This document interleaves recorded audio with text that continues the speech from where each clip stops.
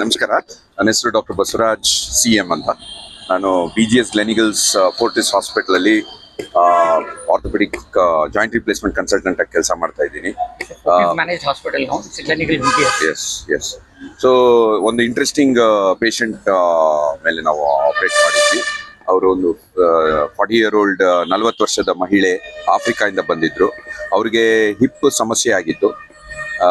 Hip joint complete ಆಗಿ ಸೌದೋಗಿತ್ತು. ಅದನ್ನ ಅಲ್ಲೇ ಆಪರೇಟ್ ಮಾಡಿಸೋ ಟೈಮಲ್ಲಿ ತೊಂದರೆಗಳಾಗಿ ಆಲ್ಮೋಸ್ಟ್ ಕಪ್ ಎಲ್ಲ ಕಂಪ್ಲೀಟ್ ಆಗಿ ಡಿಫೆಕ್ಟ್ ಆಗಿತ್ತು. ಅಂದ್ರೆ ಮೂಳೆನೇ ಇರಲಿಲ್ಲ.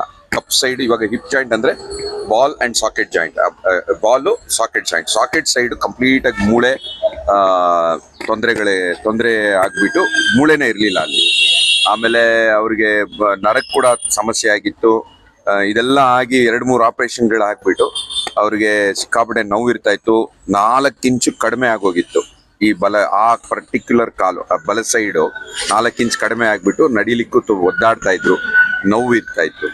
ಸೊ ಇವಾಗ ನಮ್ಮಲ್ಲಿ ಬಂದ್ರು. ಅವರಿಗೆ ಸಮಸ್ಯೆಗಳೇನಂತಂದ್ರೆ ಕಪ್ ಸೈಡಲ್ಲಿ ಮೂಳೆ ಇರಲಿಲ್ಲ, ಮತ್ತೆ ಅದ್ರ ಮೇಲೆ ನಾವು ಮೂಳೆ ಇಲ್ದೇ ಇರೋ ಜಾಗದಲ್ಲಿ, ಫೌಂಡೇಶನ್ನೇ ಸರಿ ಇಲ್ದೇ ಇರೋ ಜಾಗ ಇದರಲ್ಲಿ ಅವ್ರಿಗೆ ಹಿಪ್ ರಿಪ್ಲೇಸ್ಮೆಂಟ್ ಮಾಡಲೇಬೇಕಾಗಿತ್ತು. ನಾರ್ಮಲ್ ಹಿಪ್ ರಿಪ್ಲೇಸ್ಮೆಂಟ್ ಅಂದ್ರೆ ನಾವು ಕೃತಕವಾದ ಕಪ್ಪು ಮತ್ತೆ ಕೃತಕವಾದ ಬಾಲ್ನ ಕುಂಡ್ರಿಸ್ತೀವಿ.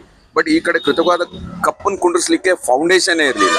ಸೊ ಈ ಒಂದು ಇದರಲ್ಲಿ ನಮಗೆ ಮುಂಚೆ ಇದೆಲ್ಲ ಸುಮಾರು ಮಾಡಿದ್ವಿ. ಮುಂಚೆ ಎಲ್ಲ ಏನ್ ಮಾಡ್ತಾ ಇದ್ವಿ, ಅದಕ್ಕೆ ಎಲ್ಲೆಲ್ಲಿ ಡಿಫೆಕ್ಟ್ ಇದೆಯೋ ಐದರ್ ಮೂಳೆ ಬೋನ್ ಬ್ಯಾಂಕ್ ಅಂತ ಬರುತ್ತೆ, ಅದರಿಂದ ಇದು ಬೋನ್ ಪೀಸ್ಗಳನ್ನ ಹಾಕ್ಬಿಟ್ಟು, ಗ್ರಾಫ್ಟ್ಗಳನ್ನ ಹಾಕ್ಬಿಟ್ಟು, ಅಥವಾ ಆರ್ಟಿಫಿಷಿಯಲ್ ಟ್ಯಾಂಟೇಲಮ್ ಆಗ್ಮೆಂಟ್ಸ್ ಅಂತ ಬರುತ್ತೆ, ಅದನ್ನೆಲ್ಲ ಹಾಕ್ಬಿಟ್ಟು ಅದನ್ನ ಫೌಂಡೇಶನ್ ಕುಂಡ್ರಿಸ್ಕೊಂಡು ಆಮೇಲೆ ಅದ್ರ ಮೇಲೆ ಸ್ಟ್ಯಾಂಡರ್ಡ್ ಕಪ್ ಕುಂಡ್ರಿಸ್ತಾ ಇದ್ವಿ.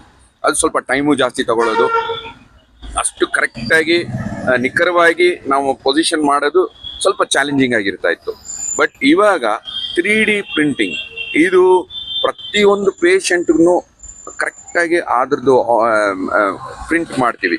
ಪ್ರತಿಯೊಂದು ಪೇಷಂಟ್ ತೊಂದರೆಗೂ ಸ್ಪೆಸಿಫಿಕ್ ಆಗಿ ಮಾಡಿರುವಂತಹ ಕೃತಕವಾದ ಒಂದು ಜಾಯಿಂಟ್ ಕಾಂಪೊನೆಂಟ್ ಅಂತ ಹೇಳ್ಬೋದು. ಇವಾಗ ಈ ಪೇಷಂಟ್ಗೆ ಏನೇನು ತೊಂದರೆ ಇತ್ತು, ಮೂಳೆ ಇರಲಿಲ್ಲ. ಎರಡನೇ ತೊಂದರೆ ಏನಂತಂದ್ರೆ ಕಪ್ ಕೂಡ ಪೂರ್ತಿ ಹೋಗ್ಬಿಟ್ಟಿತ್ತು, ಸೌದು ಹೋಗ್ಬಿಟ್ಟಿತ್ತು. ಸೊ ಇದನ್ನ ಎರಡನ್ನೂ ಅಡ್ರೆಸ್ ಮಾಡಬೇಕಾಗಿತ್ತು ನಾವು. ಸೊ ಹಂಗಾಗಿ ನಾವು ಈ 3D ಪ್ರಿಂಟಿಂಗ್ ಮಾಡಿರೋದ್ರಿಂದ 3D ಪ್ರಿಂಟಿಂಗ್ ಮಾಡಿರೋದ್ರಿಂದ ಇವಾಗ ಏನ್ ಮಾಡ್ತಾರೆ 3D ಪ್ರಿಂಟಿಂಗ್ ಅಲ್ಲಿ ಅಂತಂದ್ರೆ, ಆಪೋಸಿಟ್ ಹಿಪ್, ನಾರ್ಮಲ್ ಹಿಪ್ ಅನ್ನ ಇದನ್ನ ಮಾಡಿಬಿಟ್ಟು ಸ್ಕ್ಯಾನ್ ಮಾಡಿ ಅದ್ರದ್ದು ಈ ಕಡೆಗೆ ಮಿರರ್ ಇಮೇಜ್ ಟ್ರಾನ್ಸ್ಪೋಸ್ ಮಾಡಿದಾಗ ಮೂಳೆ ಎಲ್ಲೆಲ್ಲಿ ಹೋಗಿದೆ ಅಂತ ನಮ್ಗೆ ಗೊತ್ತಾಗುತ್ತೆ. ಮತ್ತೆ ಕರೆಕ್ಟ್ ಆಗಿ ಎಲ್ಲಿ ಕಪ್ಪನ್ನ ನಾವು ಕುಂಡ್ರಿಸ್ಬೇಕು ಅನ್ನೋದು ನಮ್ಗೆ ಗೊತ್ತಾಗುತ್ತೆ. ಸೊ ಎರಡನ್ನೂ ಅಳವಡಿಸಿ ಒಂದೇ ಕಾಂಪೊನೆಂಟ್ ನ ಪ್ರಿಂಟ್ ಮಾಡ್ತೀವಿ. Titanium alloy. ಪೇಷಂಟ್ ಹೇಗಿದ್ದಾರೆ ಸರ್ ಇವಾಗ?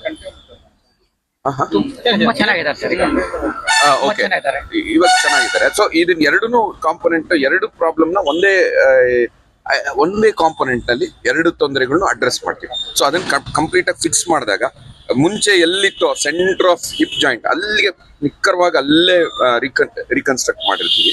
ನಮ್ಗೂ ಈಸಿ ಆಗುತ್ತೆ ಅಡ್ರೆಸ್ ಮಾಡ್ಲಿಕ್ಕೆ. ಸೊ ಇವಾಗ patient is doing really well. Leg length 4 inches ಏನ್ ಡಿಫ್ರೆನ್ಸ್ ಇತ್ತು, ಇವಾಗ ಅದು ಇಲ್ಲ. ಅಂಡ್ ನೋವಿಲ್ಲ. ನರದ ಸಮಸ್ಯೆ ಇತ್ತು, ಅದನ್ನ ನಾವೇನ್ ಮಾಡಕ್ಕಾಗಲ್ಲ. 3-4 ವರ್ಷ ಆಗೋಗಿದೆ, ನರ ಬೆಳೆಯಲ್ಲ. ಅದಕ್ಕೆ ಒಂದು ಸ್ವಲ್ಪ ಫುಡ್ ಡ್ರಾಪ್ ಸ್ಪ್ರಿಂಟ್ ಅಂತ ಹೇಳ್ತೀವಿ, ಅದನ್ನ ಹಾಕ್ಬಿಟ್ಟು ನಡೀತಾ ಇದ್ದಾರೆ. ಇವಾಗ ಎಷ್ಟು ದೂರ ಆದ್ರೂ ನಡೀತಾರೆ, ನೋವಿಲ್ಲ. ಡಾಕ್ಟರ್ ಬಸವರಾಜ್ CM ಅಂತ, ಆರ್ಥೋ ಜಾಯಿಂಟ್ ರಿಪ್ಲೇಸ್ಮೆಂಟ್ ಕನ್ಸಲ್ಟೆಂಟ್.